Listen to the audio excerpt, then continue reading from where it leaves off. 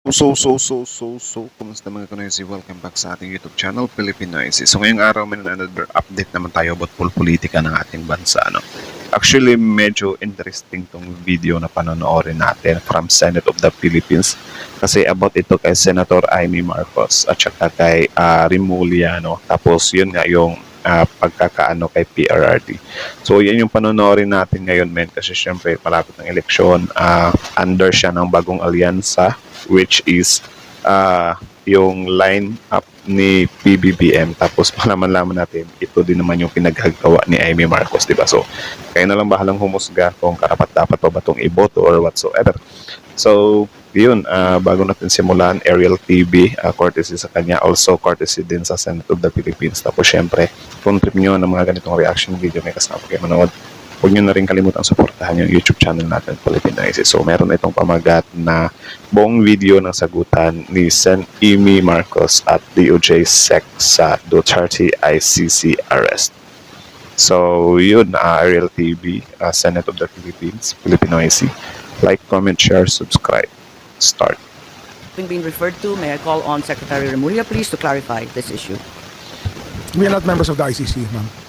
So, whatever relationship we have with the ICC is on an arm's length basis if we have to talk to them. But we have never spoken to them. I'm We have sorry, never spoken Secretary, to I them. didn't hear you. Whatever relationship we have It's on an arm's length basis, meaning very transparent if ever. But we have never spoken to them.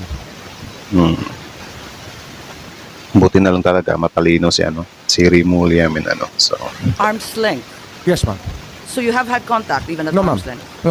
We do not have any contact. What we're saying is we are very transparent about what we do, and we have never had any contact with the ICC. So you uphold the statement of the President saying that the ICC has no jurisdiction here in the Philippines. Is that correct? Ma'am, 'di ba?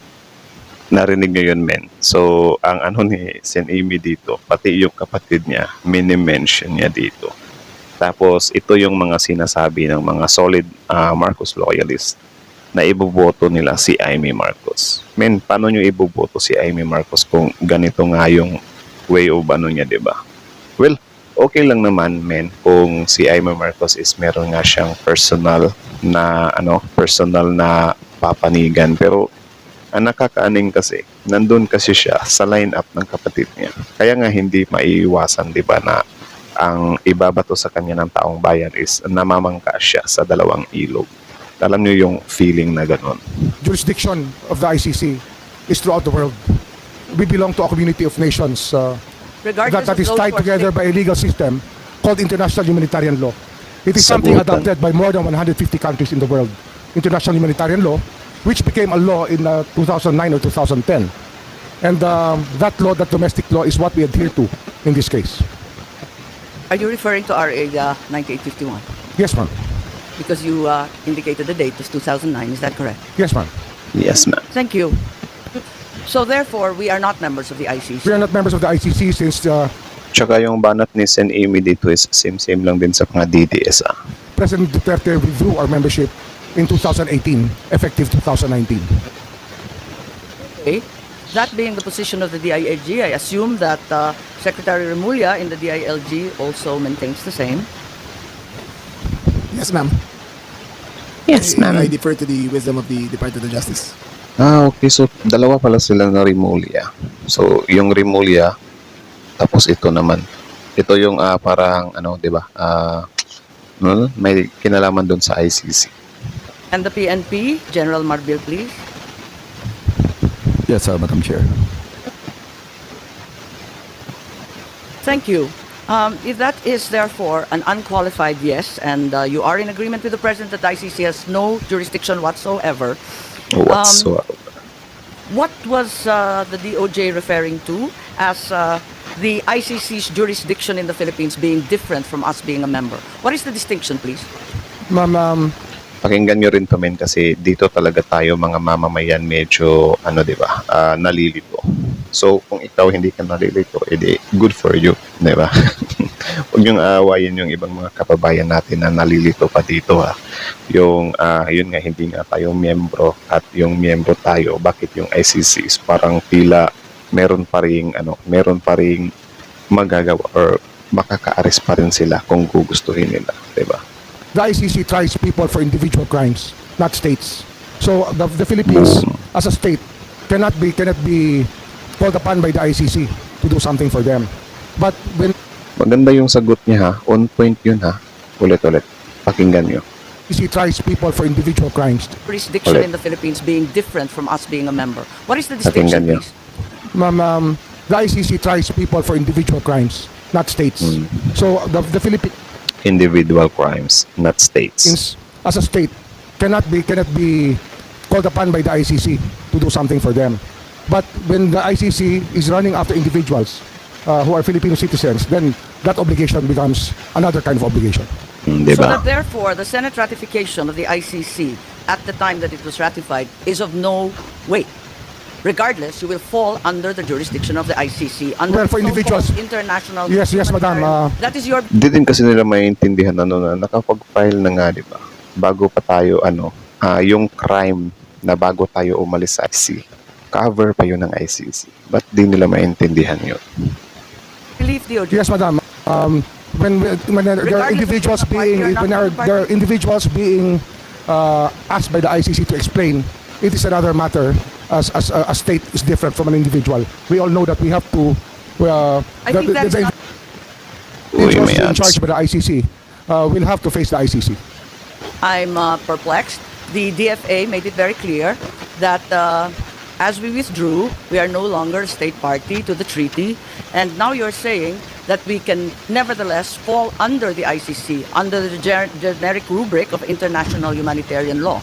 So it Di talaga nila nagigets yung yung part talaga na, yung miyembro pa tayo ba. Tapos may mga Filipino kasi na nag-file sa ICC. Di ba? Alam niyo yung na, kaya lang naman, or I think malinaw naman talaga yun, na kaya nag-withdraw si PRRD, kasi I think si PRRD lang naman siguro yung nag-decide noon. Di ba? Hindi naman totally 100% ng mga Pilipino yung nag-decide na umalis tayo sa ICC. So, kaya lang naman siguro sila umalis doon. Kasi para maiwasan nila itong mga gagawin ng ICC. 'Di ba? So, yun, ang hindi nila natansya, pag-iisip kasi nila or pag-aakala kasi nila, as long as umalis na tayo dito, hindi na tayo mananagot. Ang hindi nila na-anticipate, yung mga kababayan nga natin, yung mga family ng victim, is nakapag-file na sa ICC. So, parang labas tuloy, instant karma or secret karma, ganon. Or parang gulatan lang na way of karma, di ba?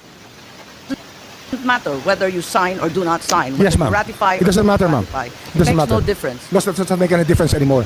Are you certain? I'm certain. Okay, Attorney Saret, please, from DFA. Is that the position of the DFA? Madam Chair, I concur with my USEC, the current acting SFA. I'm certain. As far as we are concerned, we're no longer members of the ICC. And as non-members, can we possibly fall under the jurisdiction of the ICC Yun din. under the rubric of international humanitarian law? Is that correct? Same lang din talaga sila ng argument ng mga DDS. Yes, ma'am, I think, because we, under the, What's the use of signing or ratifying a treaty if it bears no weight? I defer, ma'am, to Secretary Remulla. May I? This one, ma'am. I think it's your purview, your DFA. Yes, ma'am. But yes, ma'am, technically you're no longer a member of the ICC, but we might be obligated under residual jurisdiction as what the Supreme Court in one case already mentioned, that we still have residual jurisdiction. Thank you, Madam Chair. Actually, parang dito na nga pumapasok yung sa Interpol, di ba? Na yung may red notice nga. Or siguro di nila matanggap ngayon na nakalusot pa rin yung ICC without or kahit na hindi na miyembro yung Pilipinas ng ICC, di ba? I think hindi lang talaga nila matanggap yan. Yes, Madam Chair, if I may. I'm a little bit perplexed given that you are part of the executive. The president has said, as he said for the 100th time, that we are not under the ICC. Why is the SOJ now saying that we are nevertheless, somehow, in some miraculous way, under the rubric of the international humanitarian law, still under its jurisdiction? Your Honor, Yun. it is not the Philippines that is under the jurisdiction. It is the individuals who are charged by the ICC, which is under the jurisdiction. There is a distinction. O, di ba? Pero syempre hindi nila ipipick up yan. Kasi syempre kapag kahahainan mo sila ng ganyang argumento, o hindi, wag kang pumunta dyan. Dito tayo sa ano na hindi na tayo miyembro ng ICC. Wala. Di talaga nila matanggap na naisahan talaga sila ni ano, di ba? PBBM or ng ICC. Please explain. As non-members of the ICC, and as a state, the ICC has no jurisdiction over us as a country. Tama. But over the individuals who may have committed crimes that violate international humanitarian law. Tama. That is a universal value being held by the whole world today. That people cannot cross borders and hide behind boundaries so that they can run away from the law. Tama. International humanitarian law is something adopted. The principles are adopted by more than 150 countries throughout the world, Your Honor. Tama naman. Tama naman. 'Di ba? Kasi kung 'yun lang pala, or I mean, paano nga naman mapapanagot yung mga makasalanan or grabe yung mga ginawang kasalanan, especially yung mga leaders? Porket ba hindi na sila miyembro is wala na, never na silang mananagot. 'Di ba? Or sige, given na lang na meron talagang ganong pangyayari. Pero ang sinisilip kasi dito or ang nangyayari kasi dito, miyembro kasi tayo from 2011 hanggang sa nung winidraw ni PRRT. So kahit yung span na lang na yon, 'di ba? Yung need niyang panagutan. 'Di ba? Kasi after 'di ba, yung 3 years na hindi na tayo miyembro ng ICC is parang hindi na ngayon kinakount ng ICC na mapanagot si PRRT. Are you of the position, therefore, that international humanitarian law, as you said, is customary law? Is that the consideration? It is already customary law now. As we speak, Customary. it has become customary law throughout the world. Are you aware that procedural and admin matters do not form part of customary law? Surely, the Secretary is well aware that procedural and administrative matters will still have to comply with the laws of the land. Of course, Madam, this goes without saying. Okay, thank you. Senator Jinggoy, I think you wanted to interject at this juncture. We recognize the Senator. So kayo ba men, tatanungin ko lang kayo, agree ba kayo or gusto nyo rin ba na bumalik tayo sa ICC ulit? Magpamiyembro ulit tayo. Comment nyo sa baba, tapos syempre, kung hindi, comment nyo rin yung reasons nyo kung bakit hindi, diba? At kung oo naman, edi i-comment nyo rin. Yes, Madam Chair, thank you very much. The DFA, the DOJ, the DILG, and the PNP has already admitted that we are not members of the Philippines is not a member of the ICC. Therefore, why did we surrender a Filipino citizen before the ICC? Anyone can Parehas talaga sila ng mga tanong. answer, Madam Chair. We surrendered an individual to the ICC who was a subject of a warrant of arrest. That's what we did. Tama nga naman. Subject of a warrant of arrest. I think valid din naman yun. Ang hindi lang talaga matanggap ng karamihan dito is, most love nga kasi si FPRRD, di ba? So parang nasaktan sila na i-hand on si FPRRD. Ewan ko lang kung normal na tao lang yun, hindi naging pangulo. Like for example, grabe yung ginawa niya ring crime against humanity dito sa Pilipinas. Tapos bigla na lang ni-request ng ICC. Ewan ko lang kung magre-react pa itong mga DDS na to, di ba? Na parang, uy, Pilipino yan ha. Yun lang. Tanong lang naman. I did not hear you again. Mr. Senator, we surrendered an individual to the ICC. We did not surrender as a country, but he was surrendered due to a warrant of arrest issued by the ICC through the Interpol. Through the Interpol. Tama. Senator Jinggoy, any follow-up questions, please? Thank you. If that's the case, Wala while na. we've attempted to retrieve Senator Jinggoy, let me just pursue the question of the international humanitarian law being customary law. Since procedural and administrative matters do not fall under customary law, ICC processes, therefore, are not part and parcel. Madam Chair, the distinction of the ICC process of issuing a warrant of arrest is something accepted through a treaty, the International Police Organization. Through You a just contradicted treaty. yourself, sir. You said it was customary, and now you're saying it's by treaty. Well, Clearly, we can be very humanitarian technical law- about it, ma'am. Sorry. But we can be very technical. Parang ang init nyo na. Sige, ulit. May nag-iinit na sila eh. Sir, you said it was customary, and now you're saying it's by treaty. Well, Clearly, we can be very humanitarian technical law- about it, ma'am. Sorry. But we can be very technical about it if you wish to be. But the fact is, it is our accession to the Interpol which made all of this possible. Tama. We will go to the Interpol later. Wala lang, hindi lang talaga nila matanggap na yun nga, yung Interpol yung ginawang way ni PBBM, di ba? Or nila sir, or ng ICC. discuss the ICC at this juncture. So while I will go with you for the sake of argument that the IHL, or International Humanitarian Law, has now become accepted as part of international customary law, I am unable to accept that ICC processes and administrative procedures as well are now part of customary law. I don't think so. Galit na galit Processes si are Sinemi. not part of customary law. We have our own administrative processes. If you ask me about this, Madam, we can say that the IHL is the domestic law that we followed in recognizing the warrant of arrest issued against Rodrigo Roa Duterte. Yun. Which domestic law and process did, Republic Act 9851, Your Honor. as mentioned previously? Yes, as mentioned previously, and within the provisions allows us two options, either extradition or surrender. We chose the executive mode, which is surrender. O, di We ba? will- Mabuti pa si Sir. Matalino din talaga. So, ang di ko lang talaga magets dito, men. Kung ano yung purpose ni Senator Amy, na ginawa niya yan, di ba? Ano ba? Mahirap kasing mahirap kasing sabihin na parang naging fair lang siya. Di ba? Kasi wala parang especially ngayon sa politika natin, kapag kahati kasi yung tao, mas lalong gugulo yung bansa natin. Alam niyo yung tipong ini-endorse siya ng bagong alyansa ni PBBM. Tapos ganyan, willing din siya to criticize yung kapatid niya. Sige, sabihin na natin na nasa katwiran or nasa tama si Amy Marcos. Pero ang tanong, bakit nasa alyansa siya? Bakit under siya ni PBBM? Bakit hindi na lang siya nag-independent, di ba? Or tanong ko lang, okay ba? Okay ba yung survey about Amy Marcos? Malakas ba siya ngayon? Or, kasi syempre, yung tingin ng taong bayan sa kanya is parang tinatry niya na kunin yung loob ng mga DDS para iboto siya or kahit makakuha man lang siya ng boto ng DDS. Well, yun lang naman yung mga komento. So, if ever may mga DDS dito, paki-comment nga sa baba kung iboboto niyo ba si Senator Amy Marcos.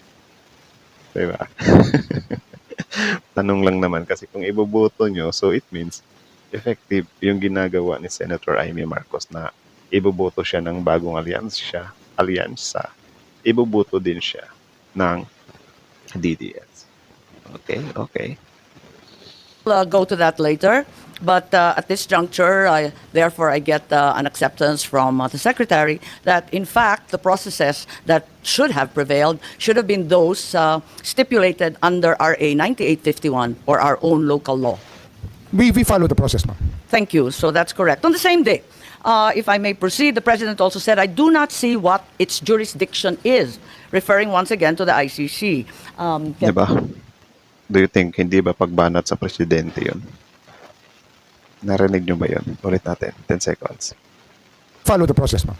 Thank you. So that's correct. On the same day, if I may proceed, the President also said, I do not see what its jurisdiction is, referring once again to the ICC. Can we bring back the video? Willing talaga siya, min. Ibang klase there is talaga a si statement Senadora. I feel that we have in our police and judiciary a good system. We do not need assistance from any outside entity. Again, as part of the executive department, you have Nakakaya niya talaga yan. Mamaya magbabasa tayo ng opinion ng mga DDS about dito. Tingnan natin kung makukuha niya yung boto ng mga DDS. subscribed to this view, I assume. Yes, madam. So to clarify, the statement means that the President was not recognizing the jurisdiction of the ICC over the crimes allegedly committed by the former President. Is that correct? We do not recognize the jurisdiction of the ICC over our country. What we recognize is the jurisdiction of the ICC over individuals who may have violated international humanitarian law by committing murder and other heinous crimes. Bilib si Sik Gibo sa kanya. Tama naman ulit. Tingnan niyo yung mukha ni Sik Gibo. Recognize is the jurisdiction of the ICC over individuals who may have violated international humanitarian law by committing murder and other heinous crimes. If I may, I think the president was referring to the jurisdiction of the ICC over crimes, specifically crimes committed by PRRD. Isn't that so? Grabe, no? Can you rephrase your question, ma'am? PRRD pa nga siya eh. F na yun. Well, you said that while the ICC has no jurisdiction over the Philippines as a state, it maintains jurisdiction over individuals and crimes under Yes, the ma'am. international humanitarian order. Yes, ma'am. Right. What the president said is that there is no jurisdiction over the crimes committed by the former president Well, because we have a functioning police and judiciary system. Unless Kaso nga lang, nung time na yun kasi, malakas. Malakas yung ano ni FPRRD. Yun nga nung napanood ko yung video ni Kakofis, sabi niya nga doon, di ba? Kung gusto nyo pala na dito, or dapat walang makialam na international, bakit nung time na maraming nagreklamo na, mga biktima ng war on drugs, bakit hindi sila tumindig? Di ba? Dapat tumindig sila para yung mga tao hindi na umabot sa ibang bansa. Actually nung time na yon yung mga yung time na yon na tawag diyan yung human rights dati.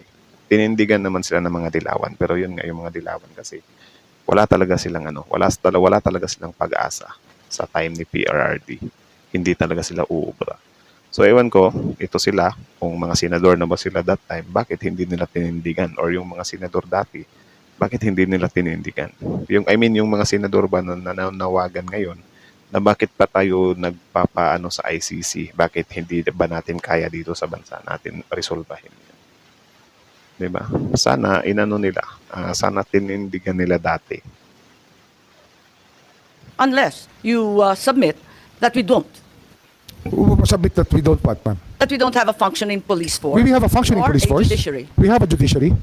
But what we are dealing with here You're is crimes contradicting your committed president, 14 years Secretary. ago Tama. to 2019. Tama. We're talking Naisumiti na yan eh. Yung family yung sisihin nyo. Pero hindi nyo pwedeng sisihin yung family. Kasi sila yung victim eh. Alam nga namang sila na yung victim, sila pa yung gigipitin nyo. about a timeline, Your Honor, that we were not even here yet, and that it was very hard. Ma'am, may I Yes. continue? Yes, carry on. Well, yes. it was very difficult for us. We made our No, the commitments. president made it very clear. We have made our a functioning- commitments to the United Nations that we would investigate all of these crimes committed during the drug war. And it was not a very easy task, ma'am. Tama. Because the people that we expect to be cooperating with us were not. So, although we're still doing our investigations on the EJ case, on the extrajudicial killings committed during that time, Pinaano tuloy. Extrajudicial killings. Diba? Pinamukha. Yes, I'm not reviewing the drug war. This is a Foreign Relations Committee hearing. Yes, ma'am. But in this statement, the president clearly means jurisdiction over individuals. It's very, very clear. There's no area for quibbling. And if you say there's jurisdiction over individuals, I don't believe that you are in agreement with your president. Bakit hindi mo nalang irekta sa kapatid mo? Diba? Bakit hindi na lang kayo magbardagulan? Invite mo siya ng dinner, tapos doon kayo magbardagulan. Diba? Ewan ko. ICC does not try countries, after all. They do try. Our individuals, views however. evolved during times, at times. Oo, maganda And yun. I don't So you know. want- Maganda yung sagot na yun na our views evolves. Kasi nag-i-evolve naman talaga. Alam niyo yung tipo na kapag ka sa administration ni PBBM, oy bawal ka mag-evolve ng mga views and opinions mo. Pero kapag ka sila sa kabila, ang lakas nilang or ang dali lang nilang baguhin yung mga views and opinions nila. Like for example, si FPRRD, itutumba ko yung 15 na senador. Hindi, joke lang naman yun. Si Bato dati, Trillanes, diba, cuff me, dalhin mo pa yung ICC, sumama ka pa. Ikaw pa magpusa sa akin. Tapos ngayon, I will hide. Magtatago ako sa Senado. Diba? Alam mo yung tipo na ang lakas nilang mamuna na parang, oy, ba't pabago-bago ka ng mga sinasabi? Ganun din naman sila. My goodness. Admit If he that you- still has the same view up to today, because we are talking about a clip which was done 1.5 years ago. Our minds can change, ma'am. We cannot just stay in one rut and say that this is the absolute, Boom. because our minds may change, Boom. and we are allowed that. by the law of man and the law of God. Yes, of course. Of course, we all change our minds. And Mr. Secretary, so you are saying that the president changed his mind? Well, When did he I change cannot his speak for him, madam. I Tama cannot naman. speak for him. Bakit hindi mo tanungin yung kapatid mo? Diba? Imposible namang wala kang cellphone number ng kapatid mo. Or grabe naman kapag i-block, diba? Buti nga. Well, kahit ako nga, or sa inyo ba guys, sino ba dito yung nagulat na sa kabila ng mga nangyayari dati or yung stand ni Amy Marcos is ano pa rin, nasa line up pa rin siya ni PBBM. Kasi ako, na-shock ako sa part na yun. Your conclusions are really your own, and I cannot adopt your conclusions here. They're not my conclusions. It's a bold statement, which really. Well, your statements of belief are your own, ma'am. Boom. I cannot adapt to your statements of belief, Boom. but I respect them. Boom. The statement of the president is very, very clear cut. Aroy. Aroy. Aroy, aroy, aroy. So, yun lang naman mga kanoises. So, kayo ano masasabi nyo doon? Comment down below. Tapos yung pag-usapan natin yan sa comment section. So, malinaw pa sa klaro yun? Malinaw pa sa klaro. Anyways, courtesy kay Ariel TV. Original video link in the description box below. Courtesy din sa Senate of the Philippines. Tapos, syempre, yun lang naman. Bago nyo iwan yung YouTube channel natin, Filipino IC, don't forget to like, comment, share, subscribe. So, kita nyo naman yun, men. Wala talaga, hindi talaga natin maintindihan to si Amy Marcos, or Amy Marcos, kung ano yung stand niya. So, titignan natin kung naging effective ba. Kasi, syempre, yung judgment ng taong bayan dito kasi is parang, namamangka daw sa dalawang ilog, No to Amy Marcos, never. I think mga loyalist to, Sec Remulla for president. Grabe. Ginawa na nilang president si Remulla. Ang galing ni Remulla, galing. Huwag ka iboto, makukuha. Wala ka boto, makukuha, Amy Marcos. Hindi kami buboto sa iyo. Huwag na tayong maglokohan, Sec Remulla. Kahit sinong politiko, basta't may issue sa bansa. Basta makakatulong sa karera nyo, babaguhin nyo ang nauna nyo ng mga sinabi noon sa pamamagitan ng mga technical na palusot at dahilan. Sus. Maybe, may ganyan siguro. Diba? Maybe may ganyan siguro kasi politika yan Diba? Kasi sabi nga dito, huwag na tayo kahit sinong politiko. So, ibig mo bang sabihin, yung administration ni FPRRD, pwede sila? I mean, hindi nyo naman siguro pupunahin yung administration ni FPRRD, diba? If ever ito din yung gawin nila na way. Kasi lahat naman sila. As long as makapapakinabangan nila. Tsaka syempre, hindi mo rin masisisi si PBBM kung yun nga yung maging desisyon niya kasi grabe nga yung mga ibinabato sa kanya ng kabilang partido. 'Di ba? Kita nyo naman siguro yan. Hindi naman yan parang natutulog lang. So, tignan natin, magbasa pa tayo ng mga comment dito kung iboboto nga ba siya ng mga DDS. So, mas maayos na ngayon, ended heg. Dito, hindi to. Si Tory to Mamaya bibigyan natin ng reaction yung kay Tory. Dito muna tayo kay kay Amy Marcos. Ngayon natutuwa ako dito Natutuwa. Nag-i-enjoy ako dito sa sa mga taong to kasi parang ang lakas nilang ang bilis nilang baguhin yung mga statement nila or hindi natin masasabi kung balimbing ba sila or hindi. Or I think malinaw naman na siguro sa inyo yan. Wait lang. Hanapin lang natin yung kay Amy Marcos. Fresh pa yun Nandito din si Cayetano. Ito. 2 hours ago. So, tignan natin kung ano yung komento ng mga DDS. Halata namang nagpapabango lang to si Amy. Oh, di ba? Yung comment na yan, halata namang nagpapabango lang to si Amy. Of course, DDS yan. Di ba? Kasi aware sila na parang pinapaboran si FPRRD pero at the same time, parang bakit ngayon lang yan? Di ba? Di ba bagong alyansa ka or team alyansa ka? No vote for Amy. This Senate hearing is full of drama. We're wasting our tax in paying this kind of people in our government. Kumukuha ng boto si Amy. Huwag iboto ang mga taga-Fujian, China. No to Amy Cayetano sa Villar. Naku, Amy Marcos loyalist ako pero di ka kasali sa iboboto. Di ba? So wala tuloy. Parang mas lalo tuloy siyang napasama. Imbis na ang pag-asa na lang ni Amy Marcos kasi syempre nakadikit na nga sa apelyido niya yung mga Marcoses, di ba? Imbis ang pag-asa niya lang niya is yung kapatid niya. Di ba? Kasi kahit pa paano, meron din namang mga loyalists, mga solid loyalists. Alam niyo yung nakaraan, gumagawa ako ng video about sa, doon nga, hindi ko nga iboboto si Amy Marcos. Kinumintan ako ng isang tatay. Sabi niya, wala kang kwenta tao. Sabi. Pinagalitan ako ni tatay. Sabi niya, kung totoo ka talaga na sumusuporta sa Pangulo, dapat iboto mo lahat ng mga ini-endorso niya. So, nagalit pa siya sa akin. Sabi ko na, hindi pwede yung ganun tayo. Di ba? Hindi naman porket ini-endorso sila ni PBBM is iboboto na natin. Kasi syempre yung ibang mga senador dyan, re-elect na. So kapag ka nagre-re-elect na yung senador, makikita mo na yung mga ginagawa nila sa past. Halimbawa, si Lito Lapid. Ano naman yung satisfied ba kayo ni Lito Lapid nung naging senador siya? Di ba? Para iboto nyo pa.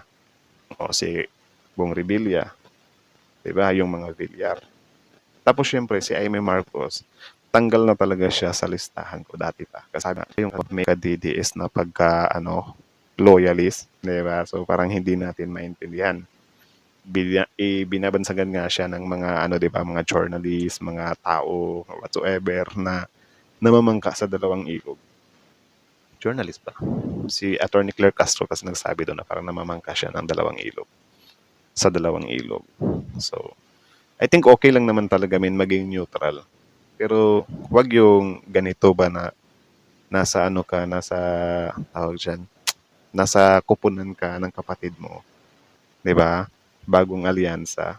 Tapos ngayon yung mo is nandun din sa TVS. Ang pangit tingnan eh.